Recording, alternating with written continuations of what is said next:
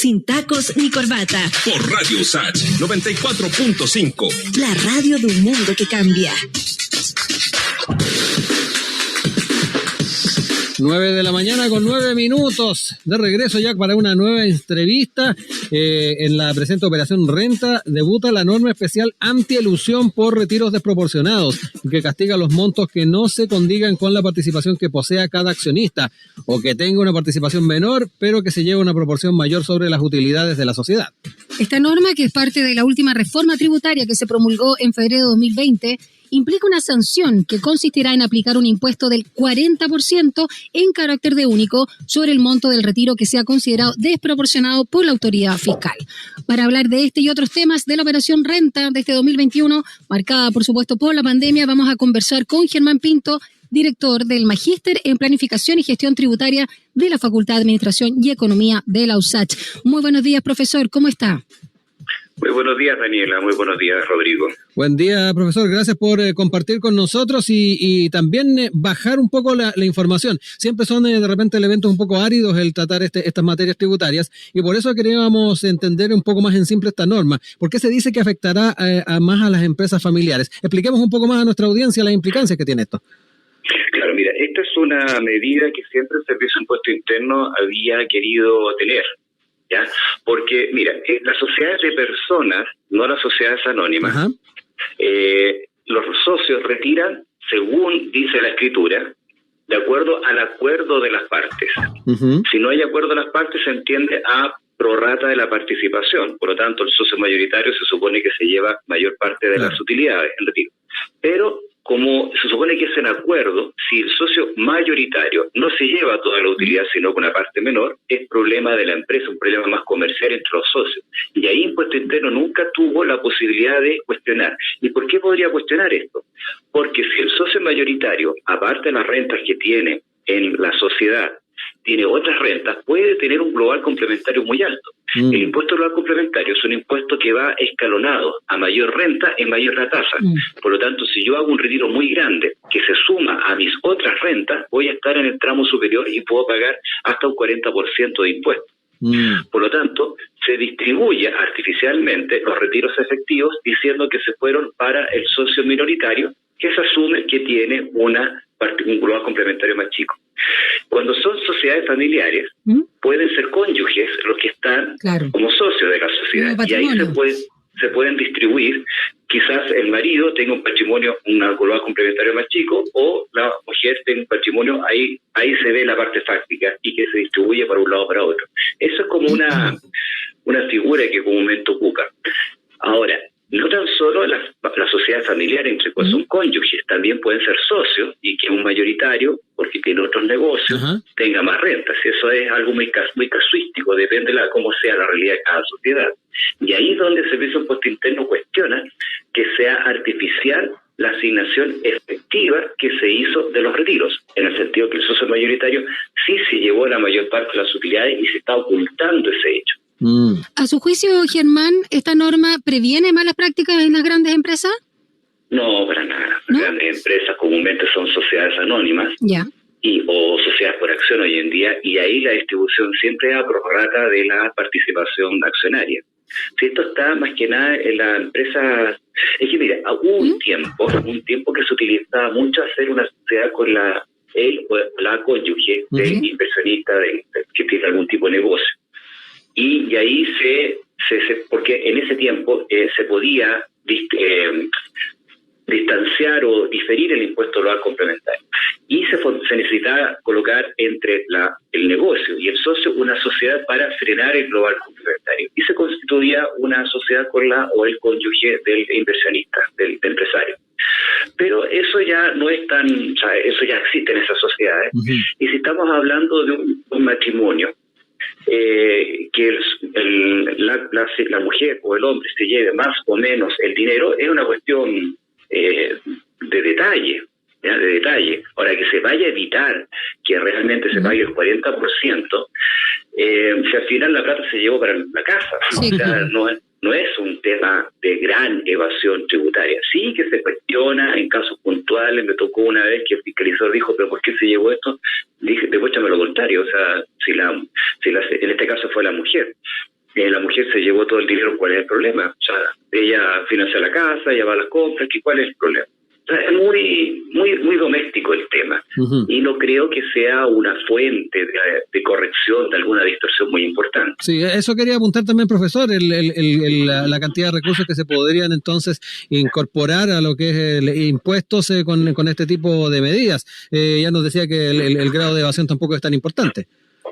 No tengo cifras, un estudio empírico, pero mi sentido común y mi experiencia profesional me dice que no va a ser muy grande la utilización de esto ni la recaudación que vaya a haber. Uh-huh. En ese sentido, ¿también sería importante de alguna manera innovar un poco más en lo que son las sociedades anónimas? No. Ya. O sea, mira, si yo voy a hacer una sociedad anónima porque Sí. voy a necesitar mucho capital. Las sociedades de personas es porque voy a trabajar en la empresa y el capital no es importante, lo importante es el trabajo que aporten los socios. Por lo tanto, uno tiene que utilizar la estructura que realmente sea adecuada a mi negocio. Ese es el criterio que tiene que haber y eso es económico, eso es transparente. Y de hecho, el mismo artículo, porque esto está en un artículo transitorio de la ley 21.210, el artículo 39 transitorio, y ahí establece que el Servicio de Impuesto Interno, previa una evaluación de las situaciones económicas y financieras de la empresa, la justificación, recién ahí cuestionaría si esa distribución fue anormal. Uh-huh. Por lo tanto, no es algo así inmediato. El socio mayoritario se llevó menos utilidades, va el impuesto. No, hay un proceso de fiscalización, hay un proceso de citación, se llama al contribuyente para que presente sus descargos y ahí el funcionario tiene que evaluar si realmente hay razones económicas que justifican esa violación del pacto social, por así decirlo. Estamos conversando esta mañana con Germán Pinto, director del Magíster en Planificación y Gestión Tributaria de la FAE, la Facultad de Administración y Economía de la USACH, a propósito de esta norma especial anti-elusión por retiros desproporcionados que comienza a operar en esta actual operación renta, valga la redundancia. También preguntarle sobre, digamos, en general cómo está funcionando, ¿no? Justamente el sistema tributario, porque hay contadores que apuntaron que justamente no estaría desarrollándose de manera eficiente, lo que pondría en riesgo el éxito de este proceso. ¿Cómo lo ve usted? Sí, yo comparto la opinión del Colegio de Contadores de Chile. Hay varios, como 3 colegios contadores y este es el más tradicional que ha llevado la batuta. Sin embargo, los otros colegios lo han apoyado. Es una cuestión gremial. De que sí, la operación renta en sí es laboriosa, es complicada. No es porque el contador deja el trabajo para el final del año, siempre se dice eso, pero en realidad no, porque en marzo se entrega información de agentes retenedores. Los bancos entregan información de los intereses, los depósitos a plazo, las empresas entregan información de los dividendos que se repartieron, por lo tanto hay mucha información que se sabe en marzo. Y aquí hay que segregar, hay declaraciones de personas naturales que no hay ningún problema hacerlas ahora en abril, pero la confección del resultado tributario de las empresas, esa es más complicada y juntarla, incluirla dentro de la tributación de las personas en una sola fecha, no es tan eficiente. Hay países que se hacen por más parcelado y sería una solución bastante adecuada para que fuera más transparente y no tan estresante para el trabajo del contador que la declaración de las empresas, porque el Colegio de Contadores no está pidiendo que todas las declaraciones, sino son las de las empresas, sea en una fecha posterior. Bueno, ahora, pero porque ahora eso se exacerba porque en este año se aplicó un régimen de separa la tributación de las pymes de las grandes empresas. Herramienta muy buena. Hace muchos años que yo venía planteando de que el impuesto a la renta debería ser escalonado, para la gran empresa una tasa, para la menor empresa otra tasa. El problema está que hoy en día la determinación de la base imponible no es según lo que dice el balance, sino que hay que construirlo de acuerdo a otra lógica. El balance entrega resultados según ingresos y gastos devengados o percibidos. O sea, por ejemplo, yo considero dentro de mi renta facturas que yo he emitido y no me han pagado. Y así, a su vez, hay gastos que yo he recibido, por ejemplo, la cuenta del agua, y la pago al mes siguiente. Es un gasto devengado, pero yo no lo he erogado. Estos contribuyentes pymes que están en el artículo 14, letra D, tienen que determinar su renta líquida con ingresos que realmente percibieron y gastos que realmente pagaron. Por lo tanto, la lógica es distinta y hay que volver a construir el resultado tributario. Y eso, en la práctica, en este ejercicio, Sí. en el cual este régimen se masificó mucho, se hizo más complicado porque nos dimos cuenta que no era tan fácil como habíamos pensado. Sí. Profesor, en esa misma línea ve con buenos ojos entonces este proyecto que busca modificar el Código Tributario y prorrogar por un mes el plazo de operación renta 2021. Sí, yo encuentro que es bastante beneficioso que sea de esa manera. Y tomando en cuenta de que se lo deja establecido también en el marco de lo que son los estados de excepción constitucional, esto debiese quedar en el Código Tributario. O sea, debería ser hay dos fundamentos. Debería ser así siempre. Sí. Habría que modificar la ley de la ley de la renta. La ley de la renta, específicamente, sería por el plazo. Y sí, el Código Tributario también para flexibilizar los plazos. Pero ahora, específicamente por la pandemia, aún más es justificable. Y, al igual que dice el presidente del Colegio de Contadores, los contadores deberíamos tener una facilidad para movernos, algún permiso especial.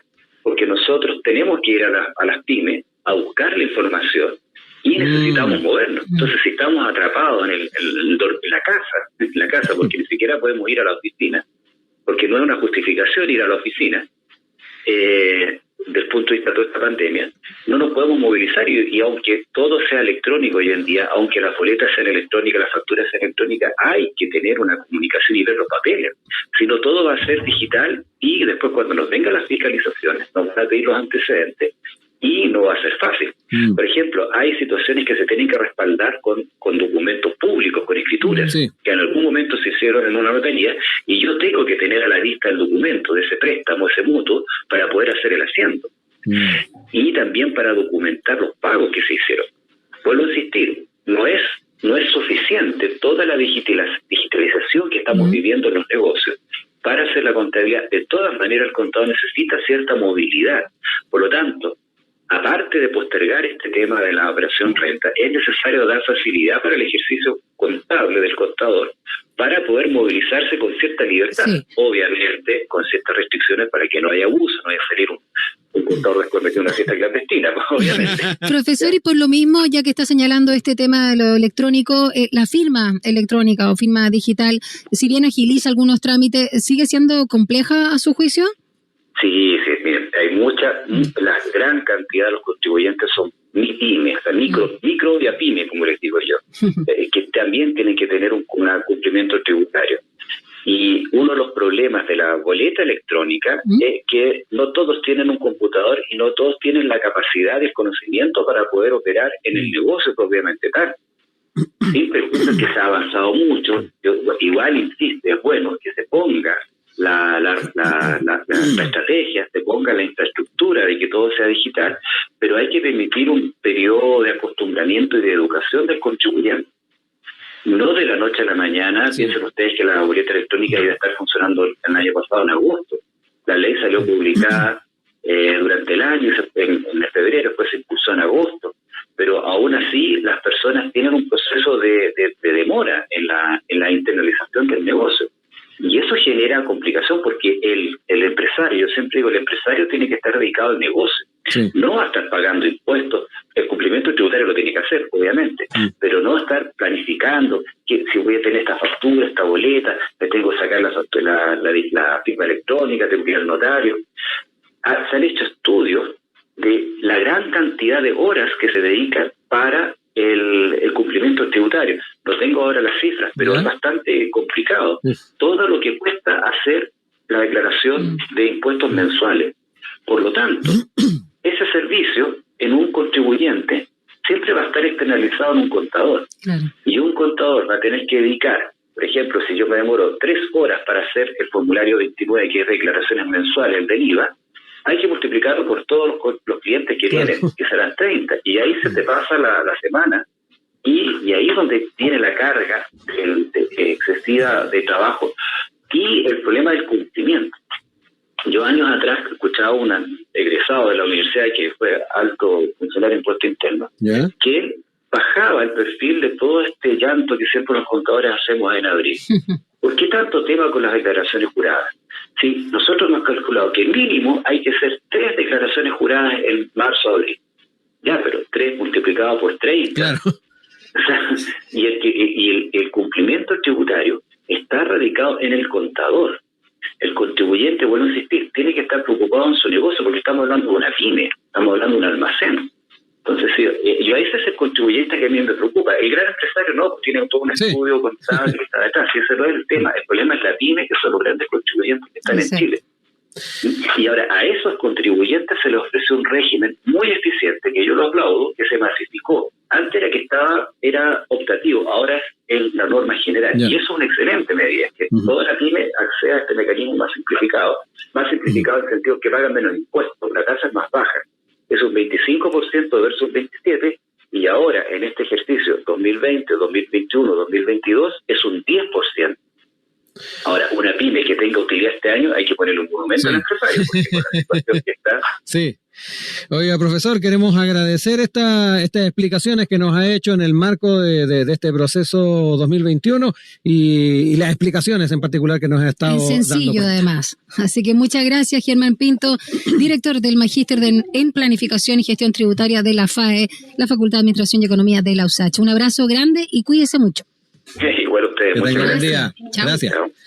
9:25, seguimos con la música acá en Sin Tacos ni Corbata. YouTube, Beautiful Day.